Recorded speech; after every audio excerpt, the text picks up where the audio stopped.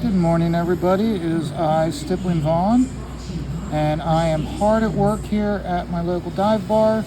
You can tell from the music in the background that it is football season, and we've got the NFL on the TVs. They're pumping the TV footage through the speaker system. So hopefully we don't get struck. It means that I need to keep you entertained by continuing talking and not having any dead spots while I'm talking. So, yesterday was the art auction on Red Valkyrie's channel. Heartfelt thank you to Shay and to Alex. It was by having me on. It was my first time on the channel. And I had a good time. I was very fortunate. I sold all 3 pieces that I put up to bid. So thank you to Shelly, Flying Feline, and to Jeremy Burtz. Thank you very much. I will have your purchases out this week. I will be notifying you as soon as I have them in the mail to you guys. So, but thank you very much. I've got to get a styrofoam board cut so I can have that in with the shipping to protect the piece. This was my first time, and so I learned a lot. One of the things that I didn't do, but I need to be pushing is that if you get to the level where I give you the ash can, you get not just a reduced shipping rate, but you also get in a Gemini mailer. And so I got to remember to start pushing that when I'm promoting my stuff on these channels. But like I said, it was my very first time. I thought I did very well. I sold all 3 pieces. There were some people there that didn't sell anything. There were some people that first round or 2 they didn't really do well, or they didn't sell anything. So I felt very fortunate. In fact, I was with the block of creators that I was on with. I was the last artist. And I was sweating bullets when the first person up didn't sell anything. The second person up didn't sell anything. The third person up didn't sell anything. And I'm like, oh God. I'm like, oh boy. And so I felt very fortunate that 2 people before me, Luke, Death Metal Hero, and Jason Bascom, they both sold stuff. So I was like, okay, good. And then when I started selling when I put my piece up, I was nervous. I didn't lower my opening bid price. I had already determined what I was going to have the opening bid price for them, and then I went from there. So when they started getting the bids, I was happy. The fact that there were multiple people bidding felt good. So, but again, thank you to the people who bought stuff. If you are watching, please give me a thumbs up or a thank you in the comments. I'll like it and thank you back. Remember, commenting on a stream, even if you want to tell me that I'm a piece of S and I shouldn't be doing this, it helps with the algorithm and suggesting the video to other people. And so commenting helps out a lot. So, literally right after I was done with the art auction, I went straight over to the chat. The chat had already started, and we had our housekeeping, the housekeeping being going over the rules for the No One Gives a Damn award show. I took notes. At one point, when they were getting that debate over what's considered a late book, I just was one of those where it's like, I'm staying out of it. I'm staying out of it. Because I do look at it this way, is that the award show, okay, all we're doing is we're being the hosts, okay? The fans are the ones that matter, because that's an open vote. It's democracy in action. And so so for me, it's one of those where it's like, even if Eric DeWapo, he's well within his rights to be extremely anti-Ethan, anti-Malin, okay? But if the chat likes Ethan, if the chat likes Malin, and they're going to want to award them, none of us have the right to tell them no and that they're wrong. Remember, this is their opportunity to award their creators, their favorite creators and favorite books with these awards.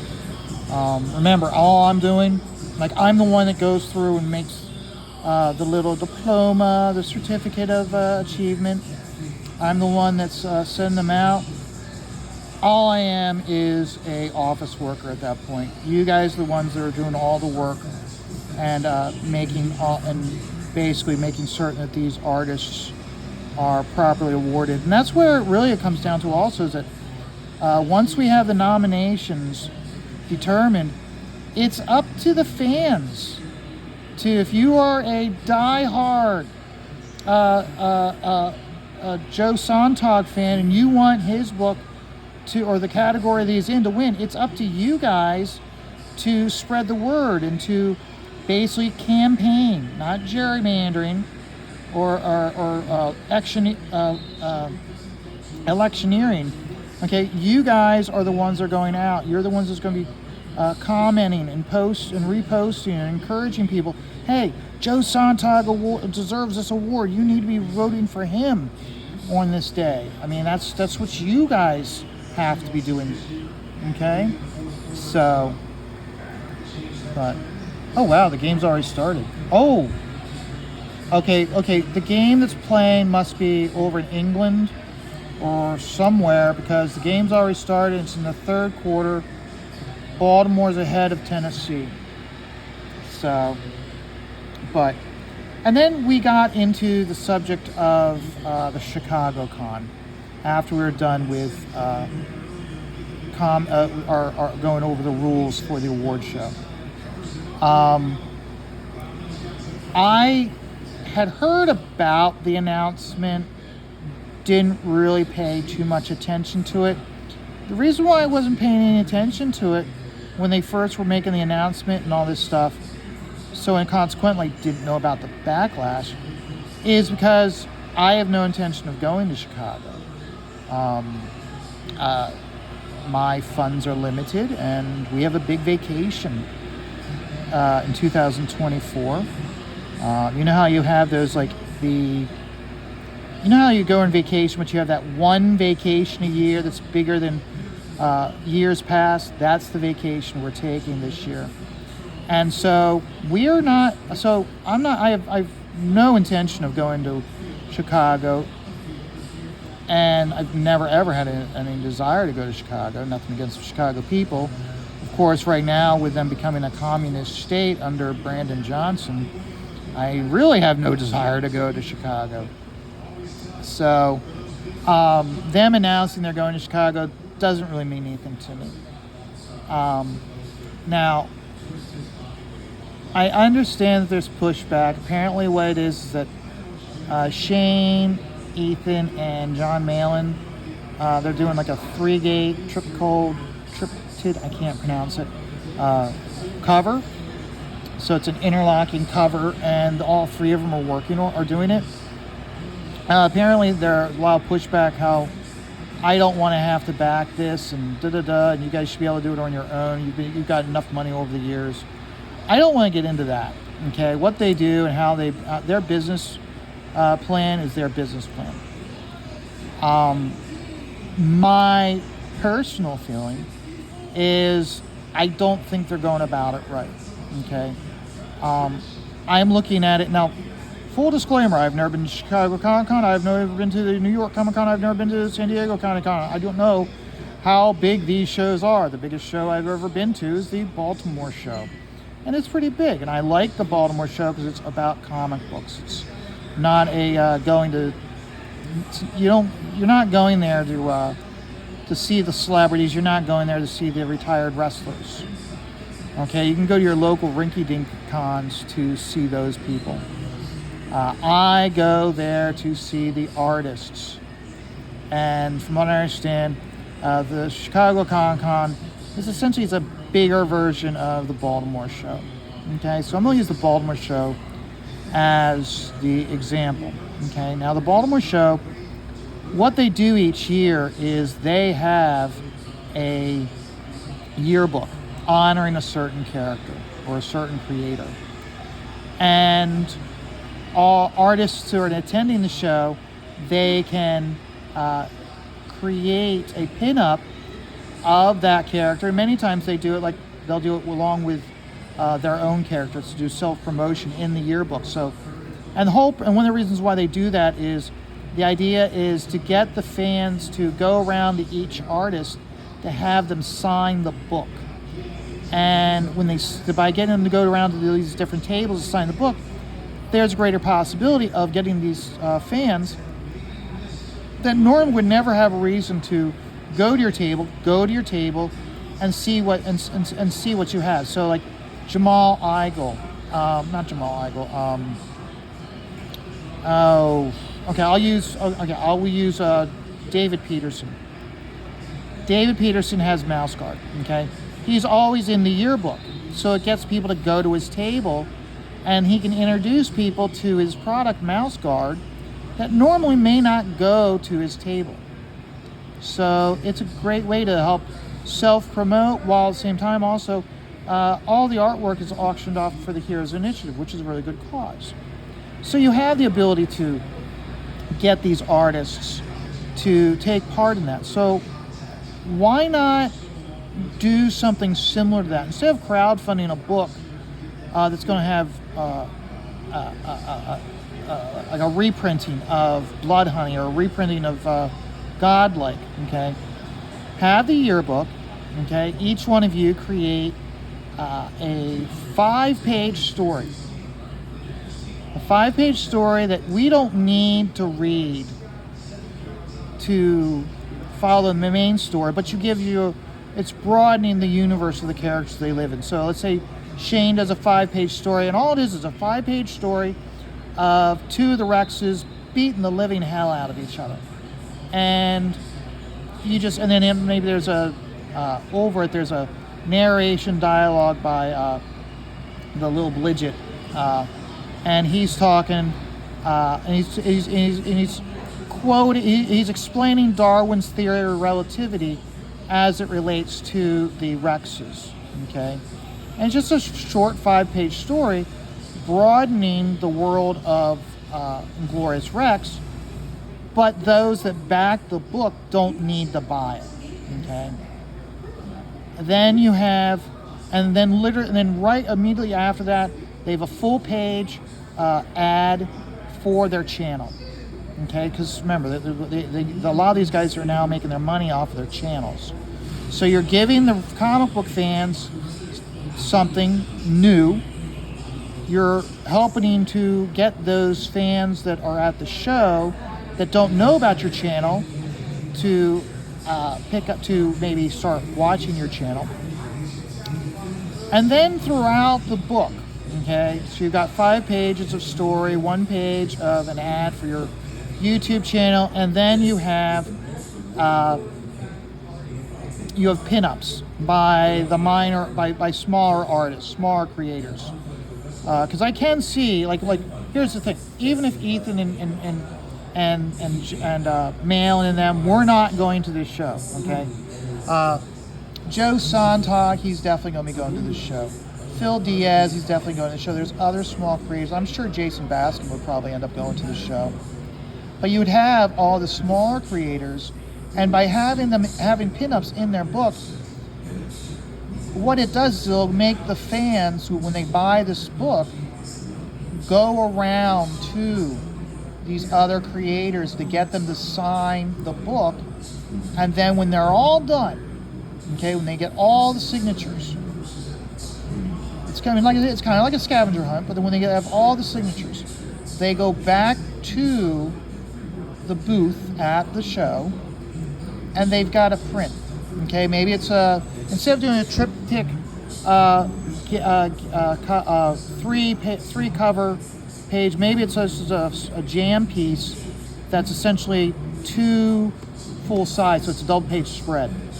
Okay, they can take that double page spread. Okay, now I've done this. So if you take this page and you bumped it up against another page, okay, if you were to print that as a poster, you could take both of them, print it, and then shrink it down. It would fit on an 11 by 17 size sheet of paper, and you'd have essentially 2 mini prints bumped together to be a full-size print of that double page spread style poster.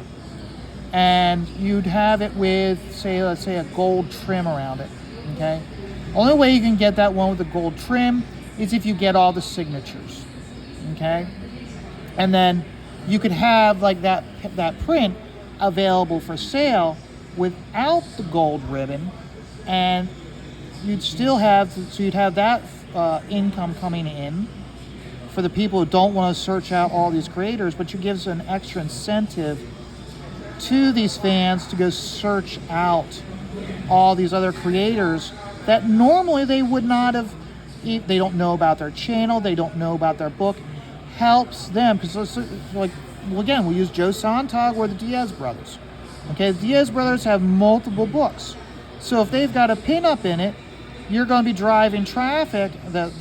The fans of Ethan and Shane and the regular con fans, they're there. They'll buy it.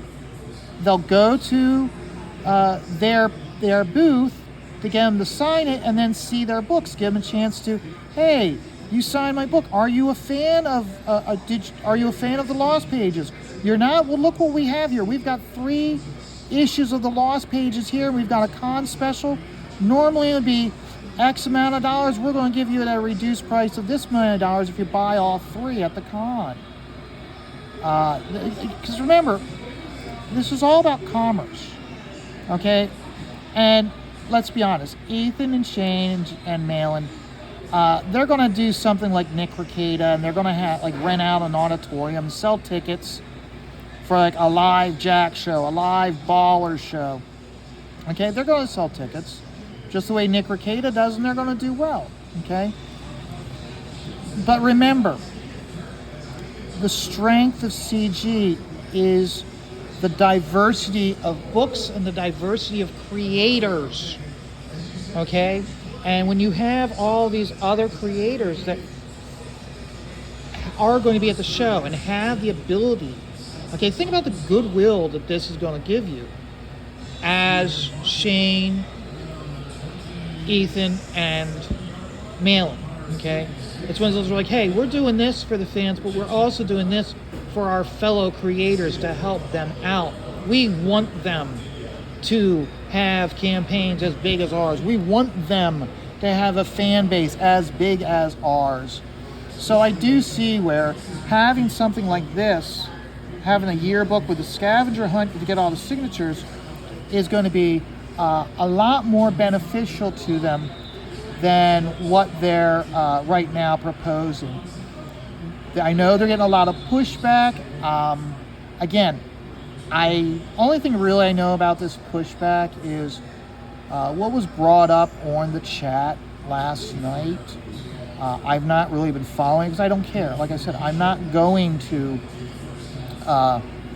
Chicago. I have no intention of going to Chicago. When it comes to the whole thing versus like Chicago versus Las Vegas, when Miss Stippling found out about it, her very first response was, I'd rather go to Vegas than go to Chicago. And it's one of those where it's like, well, if we had the money and we weren't doing this big vacation, okay, honey, yeah, we'll make a trip to Vegas. So that way I can go, I can hang out with these creators. She doesn't have to go and hang out with these creators. She can do whatever she wants. I mean, at the same time also, it's one of those where it's like, I won't be spending all my time with these creators.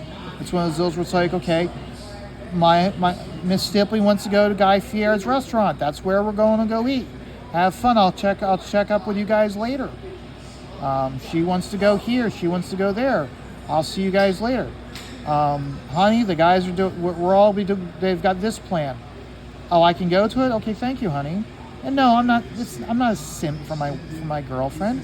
I love her, and part of that is I don't want to just go someplace and do what I want to do. I've got to do. We want to do things together. This big vacation that we got planned, we're within a stone's throw of numerous lighthouses, and so I was already looking at the various lighthouses we had the opportunity to see, and even because we're going down with a bunch of friends, and one of the friends doesn't know that I'm a huge lighthouse fan. She commented and said, "Hey, aren't there a bunch of lighthouses down in that area that we can go see?" And Miss Stippling was like, "Yep, and Vaughn is already looking them all up." So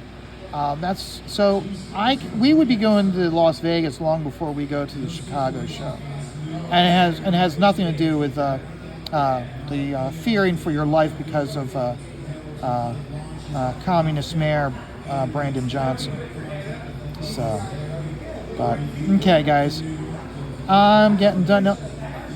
I don't know if you guys noticed the dots have been relatively thick with today's demo. The reason why is because I'm breaking in a new inkwell, a new freshly purchased inkwell, and so the dots are. And the reason why the dots here, let me show this. Okay, the reason why these dots are so big and prominent, okay, is because it's fresh ink. It flows out of the nib very smoothly, as opposed to gunked up ink. Now, gunked up ink, okay, no matter how hard I press, okay, you see how fine that dot is? Okay, that's what you get on a regular basis when you're using a used up inkwell, okay? You're using a used up inkwell, you get very fine dots no matter how, because the ink isn't flowing through the nib. So, okay. So that's my 2 cents on the Chicago Con. I think it's going to be a success. Another reason why I think they're picking Chicago is they have a greater opportunity of getting Dale across the border, I think.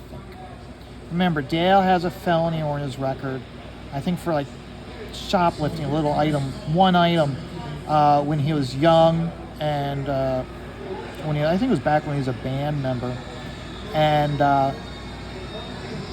it's hard for him to get across the border to come over to the United States, so getting him to go to these shows could be a hassle. But here's the thing, I don't know, but is it possible for Dale to get a day pass to travel across the border for a day? Is it easier for him to cross the border if he's going to Chicago versus if he's going down to say North Carolina? Okay, I think that has this big factor in why they're doing Chicago, and not just Dale, but also remember Mandy, who's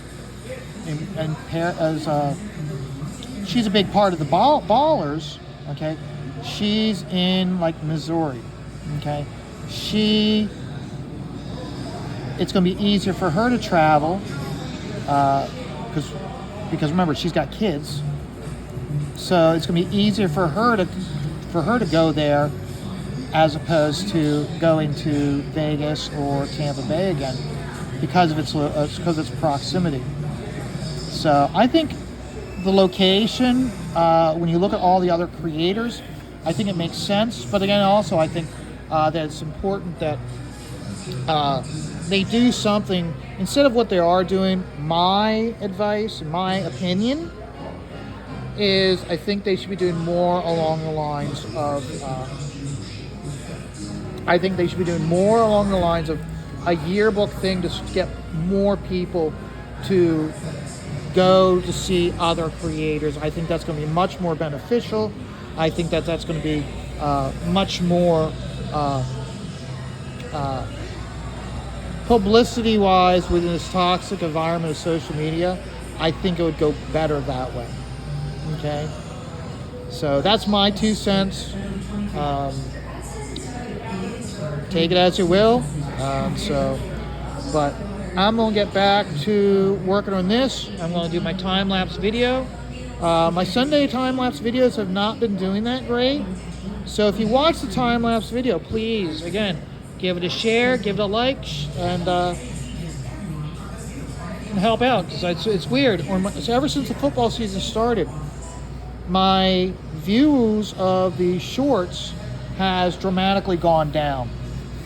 So now yesterday's didn't get a whole lot of bites, but then also take a look, I was just working on this woman, on Danny's legs.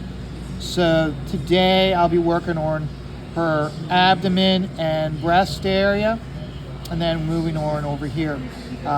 So remember, Danny was always been a sex pot character in the Star Wars universe when she was created, and I always enjoyed her because it took Princess Leia from being, you didn't have to worry about Princess Leia, who was never like a sex, even though she was a princess, she was never like a sex pot character, okay? It enabled her to grow as a character for the writers and make her a leader and make Danny your cheesecake sex piece, which worked out great in the books. So, but I'll be working on that. That's what I'll be doing for my stippling short today, for my time-lapse video. So, guys, you guys have a great day. I will talk to you guys then. But until then, remember, life is stressful, but you just take it all one dot at a time.